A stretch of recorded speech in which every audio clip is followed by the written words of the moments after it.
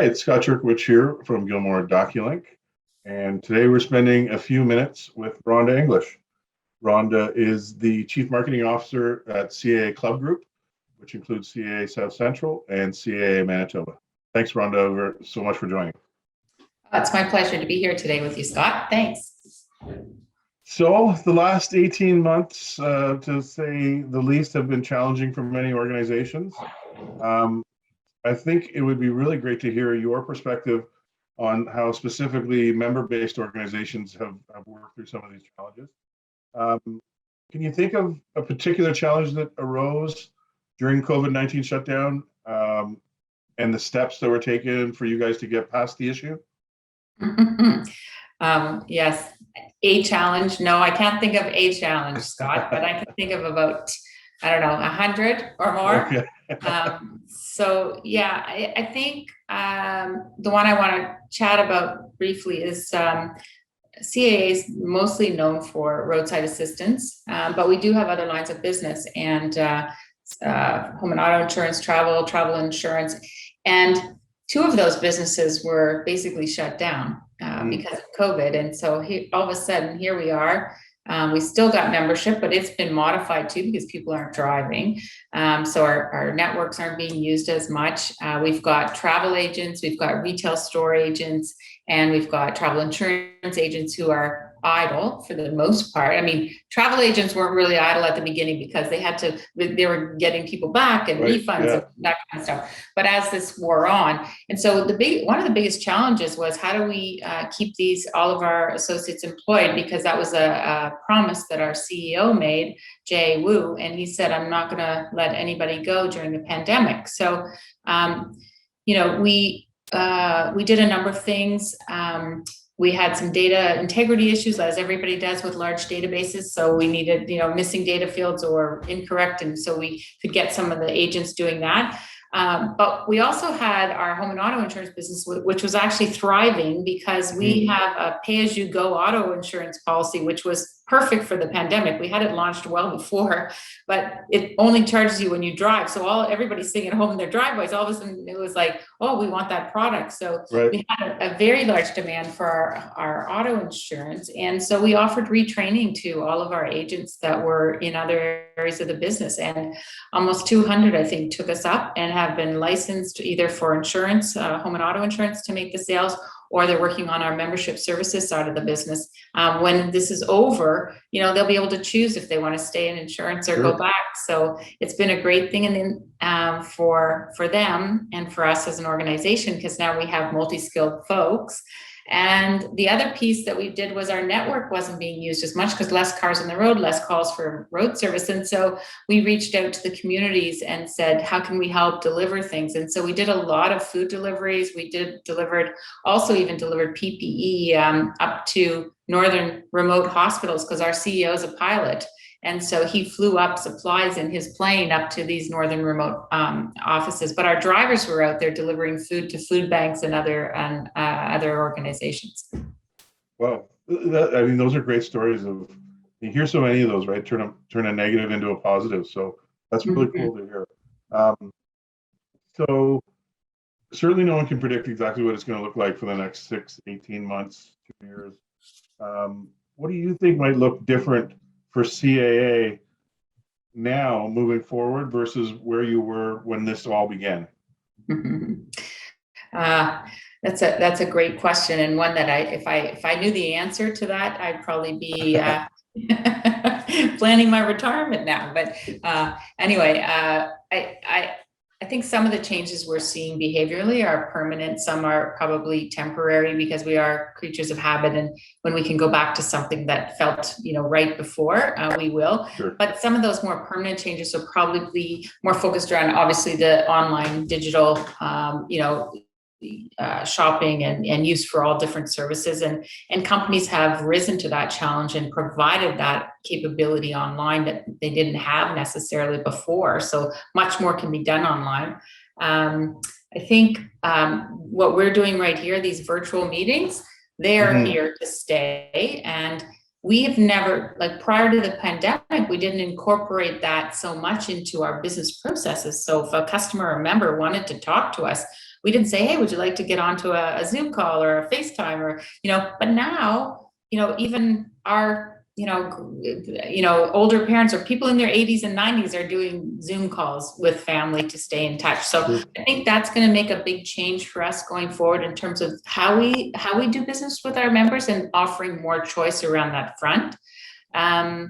With just sort of the final point on that is people understanding, spending more time on what's important. And but working from home, you realize, wow, I spent 2 hours commuting every day, or now I don't have to do that, and that's important. So the new kind of priorities for people, you have to make sure that your products and services are addressing how they want to live their lives going forward, not necessarily how it was in the past. And so that's, we just have to keep watching and talking to our members and understanding what's relevant and what their needs are.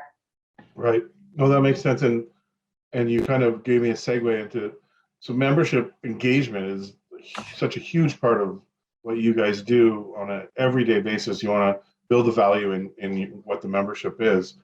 Can you share a couple of ways during the lockdown that you did it that's kind of different than you would have ever thought before because of the circumstances you created? Yeah, I guess a lot. I mean, we have a lot of members who go into our stores, right? Yeah. We have a lot of stores, and a lot of them are in smaller centers and communities, but even in the larger centers, there's a pretty steady traffic into our stores. And so with them in lockdown most of the time or curbside, that really changed how we had to interact.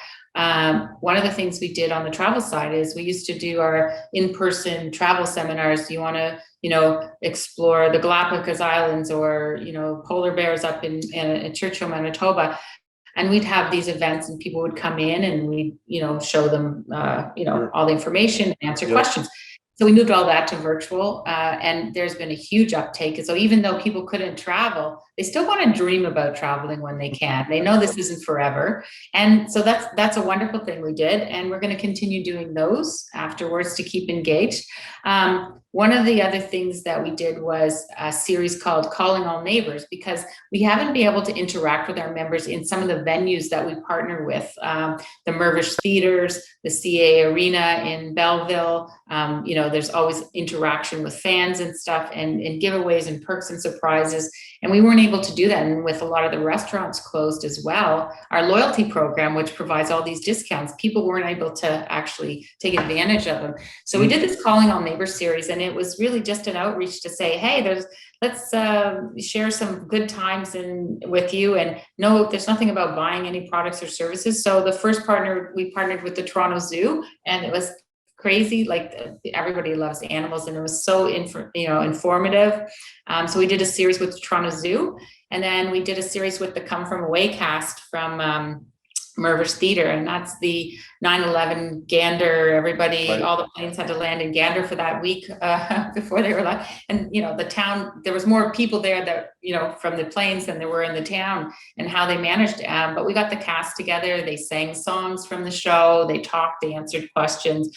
Then we did a sort of a behind the scenes tour of one of the Mirvish theaters. So lots of exciting things, just bring the communities together and providing some opportunity to share fun stuff with them.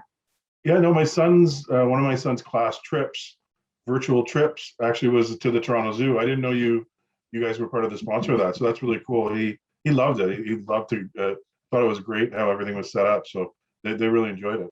Yeah, well, that's great to hear. So what do you think? Member acquisition is always a huge part of your plan every year. How do you think what you've learned over the past year and a half might change how you go out and try and find new members in the marketplace? Yeah, the acquisition's been a bit of a struggle, during the pandemic. I mean, people are renewing their memberships, I guess, that peace of mind, right? And right. Because everybody still has their cars, and they still drive sometimes. They still drive as much anymore. But I think we have to appeal to the benefits of membership beyond roadside. So yeah, roadside peace of mind, that's what we're known for. But over 50% of Ontarians, we did some surveying research, and over 50% of Ontarians are actually planning to continue biking after the pandemic. I mean, they picked it up a lot because of the pandemic, but they're going to continue biking. And so we have, when you have a membership, it's actually good for your bicycle, and nobody really knows that. Right. But if you've got a flat tire, whatever, call us. If you're on, we'll come and we'll help to fix it, or we'll take you in the bike somewhere to get it fixed.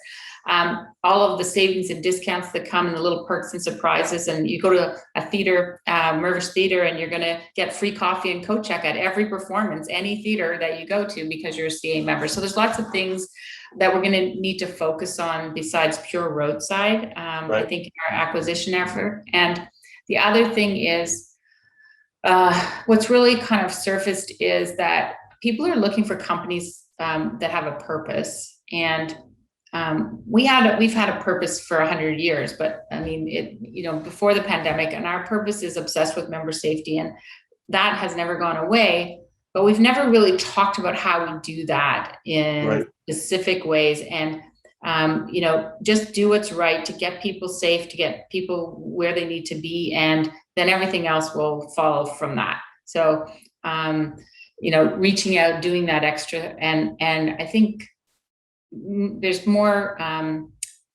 purposeful content, of how what we're going to talk about when we go out to potential members, I think is going to be really important going forward. And then that education piece, I know you guys do that so well. Instead of just always trying to cross-sell or focus on the next sale, sometimes it can be just about educating, and that builds the loyalty inside the brand as well, right? Just teaching them how to do things differently. Oh yeah, absolutely. And that reminds me that on our magazines, we had to really pivot because it was all travel based before, and we do 4 issues a year. It's like, what are we, we really had to think about what we could talk about and not be offensive to people or make them feel bad because they couldn't do it. And so we really brought everything locally, and it's how to barbecue better, or how to make s'mores, and or what to do in your backyard, little local gem road trips for you and your family and kids. And so it really was a good thing, because we kind of had to step back and really look at everything we were saying. Whereas you get into a habit of just kind of rinse and repeat and keep doing. Exactly. Yeah. And so I think this has been really a positive that's come out of the pandemic. That's terrific. So I have to put in a direct mail question, because my passion is DM, and plus I work for a printer, so I want to throw it out there.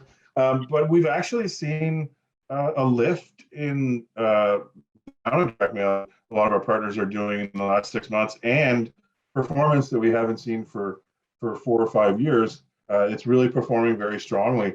I have some thoughts about that. I think a lot of it is people are at home, and they're willing to grab any content that's sent to them. But I'm just wondering how you think it's going to tie into your strategies for acquisition and retention in the next couple of years as well.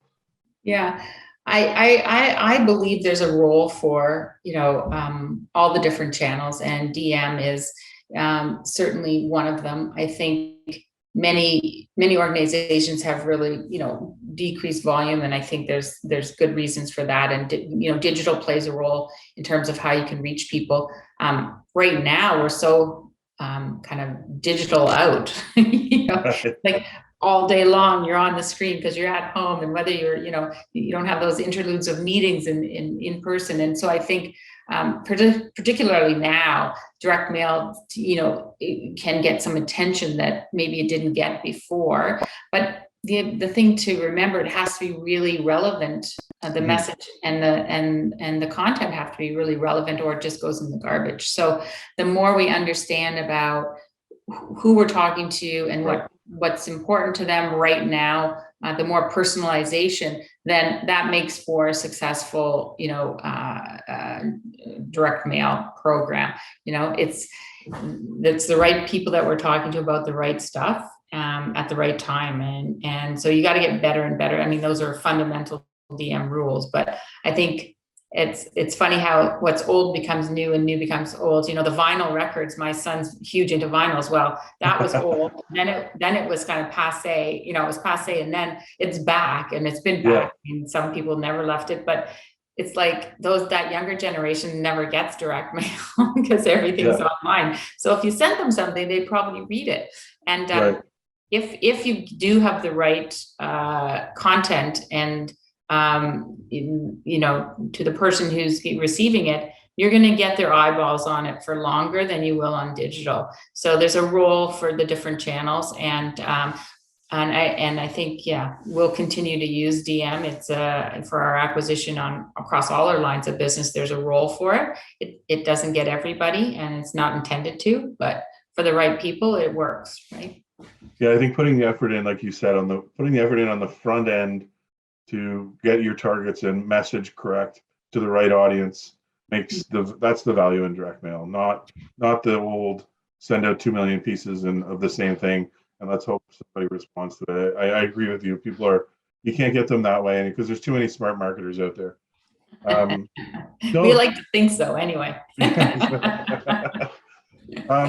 So I really appreciate your feedback on those questions. So now we're just going to have a little bit of fun with the Chirk's Challenge, something I made up, a little fun and frivolity. And it actually ties in a little bit what you're saying about the younger generation. My kids during this time, they wanted to redo their rooms, so it was much more them than the kids' room that my wife and I had set up. So we were out shopping for different posters and everything for them. So on Rhonda's grade 6, grade 7, in your room, what type of poster would be on your walls back then? Well, first of all, my dad was pretty strict. I don't know if I was allowed to put posters up, but if I had to put a poster up, and I had to share a room with my sister. Okay. He was a year and a half older, so there's a bit of a balance. But I'm going to try to remember back to that time. It would have been one of the heartthrob, the Gibb brothers, Andy Gibb, or with the long blonde hair. Teen Beat magazine, or what? I had a sister, so I remember those Teen Beat magazine. Yeah. That's great. So also over the last little while, I've probably watched more TV than 4 years worth of TV because of being at home so much. But is there something you watched recently that you really enjoyed? Yes, there's lots and lots. I could just list a whole kind of thing. Honestly, every series that someone recommended, we watched. And I never used to watch TV before the pandemic. It was movies or sports. That's it. No TV series. Everybody would be talking about these series. I'd say, well, I don't know nothing about it. But now I know a lot about everything, or a lot about a little. So Ted Lasso, I love just because it's so uplifting and funny, and it's not serious and it's not intense. A lot of these series are really intense. So when I want intense, then right now I'm watching Yellowstone, which is fabulous with Kevin Costner. It's crazy. I actually watched all of them, so I won't give you any spoilers. But season 4 is planned to come out in November, so you gotta get through them, and then you'll be up to ready for the new season. Yeah, look forward to it. So I'd like to talk to people about this too, because it always interests me. But people, different paths you take. If there was a career that you could have chosen other than the one you ended up very successfully in, what sort of career might you have chosen other than where you are today, if you had your choice? I would have been an actress. There you go. That's why you're perfect on camera. Well, no, I'm not sure about that, but I took some drama, theater arts in high school, and I really loved it. I mean, I remember having to do this one scene, and it was like I had to evoke an emotion, and it was like, yeah, it was crazy. I torn between two lovers, I think was my theme. My boss is going to think that I planted your answer there because he makes fun of me all the time. I was actually on You Can't Do That on television when I was a little kid. It was filmed in Ottawa, so I did one episode on that show. He always calls me the child actor. He's going to think I set up that. No, but you'll have to send me the clip of that show. Okay. Just last one. We're all working towards a comfortable time where we can just leave work behind, hopefully, and get to retirement. What are a couple of things you might want to try or get deeper into when you finally have a chance to retire and have that time on your hands?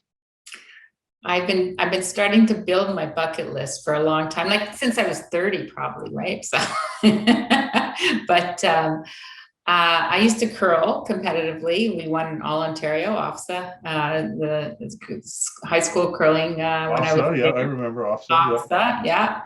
And so I would like to get back into it. It's a really social sport, and it's fun, and it's not that physical, I guess, but it's sweeping, I guess. So that's one thing. I want to take my sommelier courses, not to become a sommelier, but just to learn more about wines because they fascinate me. Right. And I've dabbled in a little bit of quilting, but it's something I want to do more of because I think they're fabulous gifts to give somebody a quilt that has some meaning, and then sort of they have it forever. So those are some of them on, and my volunteer work, do more volunteer and get out in the community. I do some of that now, but I hope to have lots more time to do more of it when I'm not working. Those sound like great pursuits. My hands would not work for quilting, the size of my hands. I don't think I would ever get anything through there. But listen, I want to thank you so much for taking the time today. Really appreciate it. I think people are going to appreciate hearing some of your thoughts and ideas. And just thanks for choosing Gilmore. It's been great being a partner with you. Yeah, we really appreciate the partnership, Scott, and thank you for inviting me.